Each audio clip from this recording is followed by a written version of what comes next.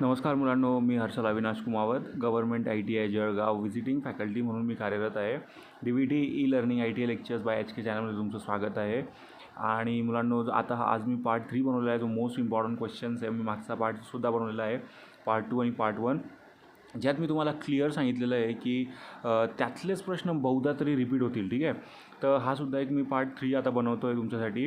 तर मुलांनो, हे जे पार्ट आहे तुम्ही लिहून घ्या तुमच्या वहीमध्ये, हे मल्टिपल चॉईस क्वेश्चन, कारण हे खूप इम्पॉर्टंट क्वेश्चन्स आणि याच्यातूनच क्वेश्चन येतील.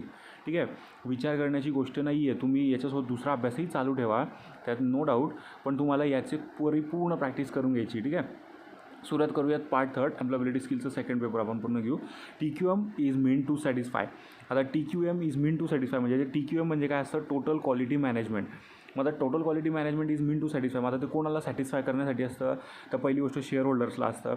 याचं उत्तर मुलांनो D आहे, all of the above. Share होल्डर्सला असतं, म्हणजे जे कंपनीत तुमचे जे शेअर ज्यांनी परचेस केलेले जे शेअर होल्डर्स आहेत त्यांच्यासाठी असतं. सेकंड, कन्झ्युमरसाठी असतं, जे माल विकत घेतात किंवा तुम्ही ज्यांना माल देता येते.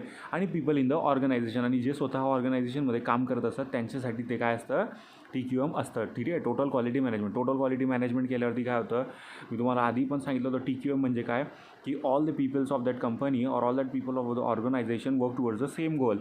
सारख्या गोलकडे ते वर्क करतात, त्याला म्हणतात TQM. ठीक आहे, बघा TQM. दुसरा प्रश्न आहे, TQM stands for total quality management. ठीक आहे, टोटल क्वालिटी मॅनेजमेंट. मी तुम्हाला वारंवार सांगतो मुलांना, तुम्हाला फुल फॉर्म म्हणजेच एक्सपान्शन हे तुम्हाला विचारलेच जातील, आणि IT लिटरसीच्या चॅप्टरमधून तर जास्त येतील. ठीक आहे, रॅम काय असतं, रॉम काय असतं, CD-ROM काय असतं, HDD काय असतं, हे तुम्हाला विचारलं जाईल 100%. थर्ड प्रश्न आहे, which one of the following does not constitute and की एलिमेंट ऑफ TQM. आता खाली जे तुम्हाला दिलेलं आहे 4 ऑप्शनपैकी त्याला TQM चा कुठला भाग नाही आहे? इंटिग्रिटी हो आहे. मी तुम्हाला आधीच बोललो TQM काय असतं? Total quality management means all the workers, all the employees of that organisation works toward same goal. सगळे एम्प्लॉईज काय करतात? सारख्या गोलसाठी काम करतात मिळून, बरोबर. म्हणजे इंटिग्रिटी आली. इंटिग्रिटी म्हणजे काय? एकात्म होणे, एक होणे. ट्रस्ट आला, विश्वास. टीमवर्क आलं म्हणजे ग्रुपमध्ये काम करणं. इगो हा TQMचा भाग नसतो, बरोबर. म्हणून उत्तर काय द्यायचं? चौथं उत्तर आहे ego. Which one of the following is not होऊन गेलेलं आहे मुलांना, इथे ते नॉट आहे फक्त. ठीक आहे, which one of the following is not an element of TQM. TQMचा याच्यातपैकी दिलेल्यांपैकी कुठला एलिमेंट नाही, म्हणजे TQMचा कुठला दिलेल्यांपैकी भाग नाही, बरोबर. तर पहिलं आहे leadership, communication, tax structure, teamwork. Teamwork आताच बोललो मी, सोबत काम करायचं असतं. लीडरशिप ओके, लीडरशिप लागेलच, एक जण तरी टीम लीड करेल, बरोबर. दुसरं आहे कम्युनिकेशन, संभाषण तुमच्यात जेवढं चांगलं होईल तेवढं टीमवर्क काय होईल? चांगलं होईल. टॅक्स स्ट्रक्चर, टॅक्स हा खूप वेगळा भाग येऊन गेला. टॅक्स क्वालिटीमध्ये येतो का? नाही, टॅक्स हा वेगळा भाग येऊन गेला. हा टॅक्स फायनान्सचा भाग आला, बरोबर. म्हणून C उत्तर यायचं, बरोबर. की कुठलं एलिमेंट नाही आहे TQMचं? तर टॅक्स स्ट्रक्चर नाही आहे. पाचवा प्रश्न आहे मुलांनो, which one of the following is not among the key element of JIT. आता याच्यातून JITचं कुठला एलिमेंट नाही येतं. आता मुलांनो, JIT म्हणजे काय? Just in time. ही सुद्धा एक जॅपनीज टेक्निक आहे, जस्ट इन टाईम टेक्निक आहे. जस्ट इन टाईम टेक्निक म्हणजे काय असते? की हव्या त्या दिवशी, हव्या त्या वेळी माल विकत घेणे, हवा तितकाच माल विकत घेणे, आणि वेळेवर कस्टमरला तो माल पुरवणे आणि त्यांना सॅटिस्फाय करणे. ठीक आहे, हे जस्ट इन टाईम टेक्निकचं काय आहे? उद्देश आहे. म्हणजे जेव्हा लागतं आहे जास्त भरून ठेवायचा नाही माल, बरोबर. जस्ट इन टाईम, जेव्हा लागलं तुम्हाला त्याच वेळी विकत घ्या, जितका लागतो आहे तेवढाच बनवा, आणि जेवढा खपवायचा आहे तेवढाच खपवा. ठीक आहे, ही या टेक्निकची विशेषता आहे, म्हणजे ह्या टेक्निकचं मिनिंग आहे जस्ट इन टाईम. तर त्याचं काय आहे? Reduce setup time. ओके, बरोबर आहे. हे काय करतो? Reduce setup time. सेटअप करायला नवीन माल घेतला ते सगळं तुम्ही काय करतात? त्याला सेटअप करायला वेळ लागतो, कुठे ठेवायचा, काय ठेवायचा, तो टाईम वाचवतं. रिड्यूस लॉट साईज, जी लॉट येणार असतो, जिथे तुम्हाला 10चीच गरज असते तरीसुद्धा तुम्ही काय करता? 20-20 घेऊन ठेवतात, ते लॉट साईज कमी होते, बरोबर. त्याच्यानंतर तुम्हाला रिड्यूस लीड टाईम, बरोबर. लीड टाईम जेव्हा तुम्ही रिड्यूस करतात म्हणजे काय? की जो काम करण्याला जो वेळ लागणार असतो तेवढं काम करायला तो वेळ काय होऊन जातो? कमी होऊन जातो. म्हणजे रिड्यूस मशीन ब्रेकडाऊन टाईम, आणि मशीनचं जे ब्रेकडाऊन होणार असतं ते कमी होऊन जातं. म्हणजे याच्यातलं काय? आता मशीनचं कुठे आलं याच्यात? जस्ट इन टाईम टेक्निक म्हणजे काय? बाहेरच्यांकडून जो माल विकत घेताय तुम्ही किंवा जे काही तुमच्या गोष्टी घेत आहेत तेवढाच भाग आहे फक्त. हिच्यात ब्रेकडाऊन टाईमचा काहीच भाग नाही येत, मशीनचा काही भाग येत नाही. ठीक आहे. 6th आहे, the methodology of 5S comes from deciding, बरोबर. जी मेथडॉलॉजी होती 5Sची, तर ती कम्स फ्रॉम डिसाइडिंग, काय डिसाईड करून आलेली होती ती? तर व्हॉट शुड बी केप्ट, काय ठेवायचं आपण, where should be it kept, कुठे ठेवायचं आपण, बरोबर, आणि how it should be store, आणि ते कसं स्टोअर करायचं, आणि ऑल ऑफ दिस. तर काय होतं? हे तिघी पार्ट होते, ऑल ऑफ दिस, बरोबर. काय होतं? ऑल ऑफ दिस, हे तिघीही पार्ट होते तिच्यामध्ये. ठीक आहे. पुढचा प्रश्न आहे मुलांनो 7वा. 5S refers to 5 words starting with S in. बरोबर. तर काय होतं 5S जे होतं refers the 5 words starting with S in कशात होते? लॅटिन वर्डमध्ये होते, जॅपनीज वर्डमध्ये होते, चायनीज वर्डमध्ये होते किंवा फ्रेंच वर्डमध्ये होते. कशात होते मुलांनो? जॅपनीज होते. मी तुम्हाला आधीच बोललो की 5S ही एक जॅपनीज टेक्निक आहे. बरोबर. जॅपनीज टेक्नॉलॉजी, कायझान जॅपनीज टेक्नॉलॉजी आहे. त्याच्यानंतर PDCA सायकल वगैरे हे सगळं, फिशबोन हे पण काय आहे? एक जॅपनीज आहे. फिशबोन म्हणजेच इशिकावा डायग्राम आणि कॉज अँड इफेक्ट डायग्राम हे कोणाही काढलेलं आहे? इशिकावा, डॉक्टर इशिकावा हे जे क्वालिटी स्टॅटिशियन होते यांनी हे शोध लावलेला आहे. बरोबर. 8th क्वेश्चन आहे kaizen is a Japanese word of which the common English usage is. मी बघा मुलांना तुम्हाला पहिलेच बोललेलो होतो कायझान म्हणजे काय? Continuous improvement. याचं उत्तर किती आहे? पहिलं आहे कंटिन्युअस इम्प्रूव्हमेंट. काई म्हणजे कंटिन्युअस आणि झेन म्हणजे इम्प्रूव्हमेंट म्हणजेच काय? Continuous improvement. ठीक आहे. कायझान म्हणजे continuous improvement. JIT stands for just in time.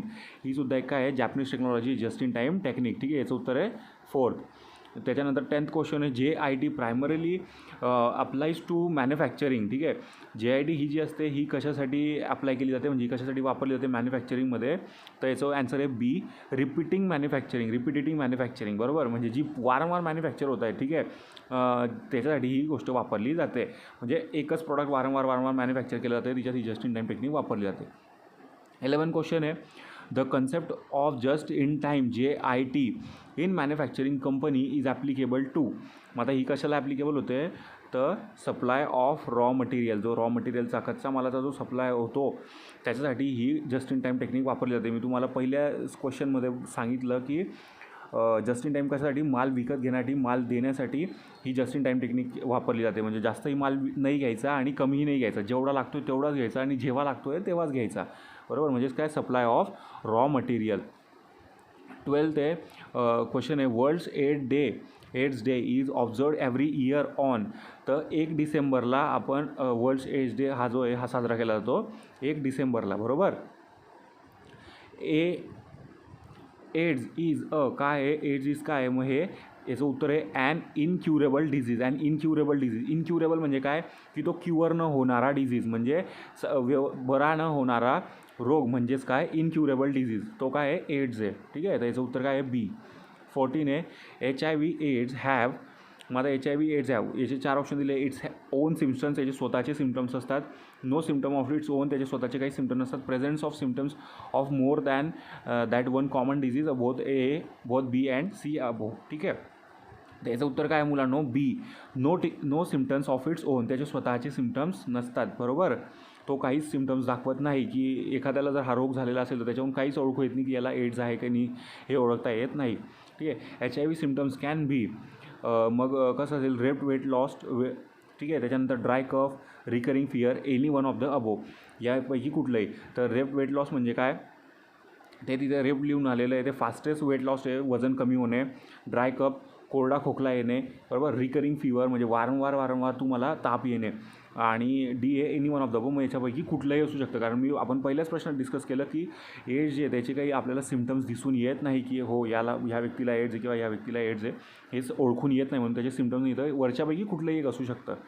16वा question आहे मुलांनो which one of the following is not a symptoms of HIV infection. यापैकी कुठले सिम्पटम्स नाही आहे HIV इन्फेक्शनचे.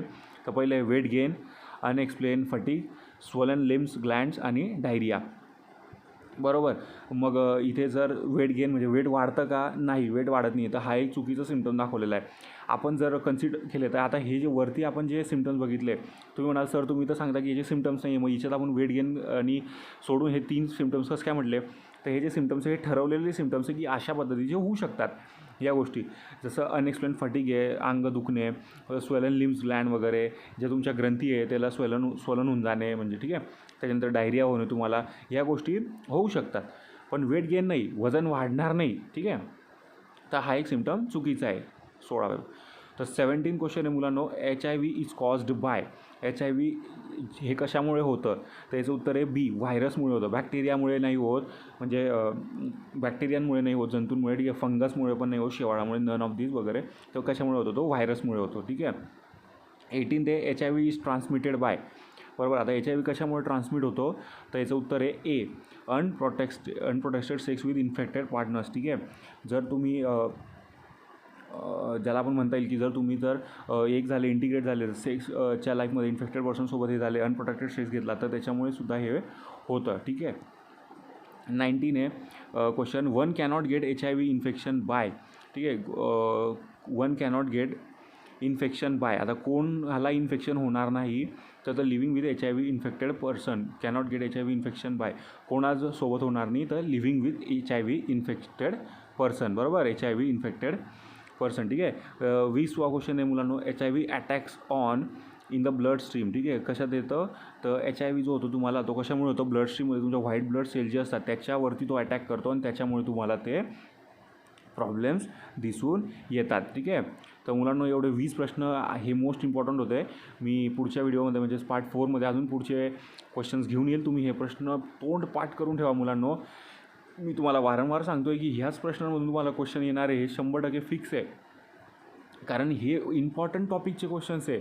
मी असं म्हणत नाही की हेच प्रश्न पडतील, तुम्ही दुसराही अभ्यास करा, पण हे इम्पॉर्टंट टॉपिकचे प्रश्न आहे. कारण ह्याला जर सोडलं तर याच्या व्यतिरिक्त मला तरी नाही वाटत दुसरं की कुठले महत्त्वाचे टॉपिक्स आहे. ठीक आहे. तर तुम्ही अभ्यास करा व्यवस्थित आणि मी पुढचा व्हिडिओ लगेच घेऊन येतो. तिथपर्यंत चॅनलला सबस्क्राईब करून द्या जे नवीन असतील ते. कारण मुलांना चॅनलला सबस्क्राईब केल्याने काय होतं माहिती का, मी तुम्हाला जे व्हिडिओ देतो ते व्हिडिओ तुमच्यापर्यंत इझिली पोहोचून जातात.